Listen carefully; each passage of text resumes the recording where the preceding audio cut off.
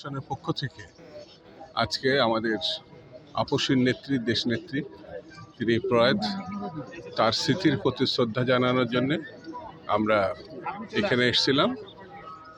আমরা তার জন্য দোয়া করেছি। তিনি বাংলাদেশকে গণতন্ত্রের সপক্ষে পথ দেখিয়েছেন। মৃত্যু তাকে তিনি লড়াই করেছেন, তিনি জেল জুলুম কেটেছেন, কিন্তু কখনো আপোস করেননি। তার মধ্য দিয়ে বাংলাদেশে বারবার গণতন্ত্র ফিরে এসেছে। তিনি কখনো নির্বাচনে 23টি সিটে দাঁড়িয়েছেন, কখনো পরাজিত হননি। তিনি 3বারের প্রধানমন্ত্রী।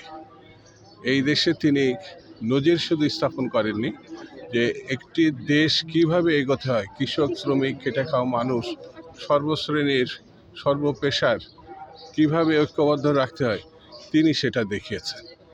তারই আজকে আমরা আমাদের কোনো রাজনৈতিক দলের পক্ষ থেকে না, একটি সার্বজনীন সংগঠন ঢাকা বিশ্ববিদ্যালয় অ্যালুমনি অ্যাসোসিয়েশন, তার পক্ষ থেকে আমরা এখানে তার প্রতি শ্রদ্ধা জানানোর জন্য এসেছি এবং দোয়া করেছি আল্লাহ যেন তাকে বেশ নসিব করে।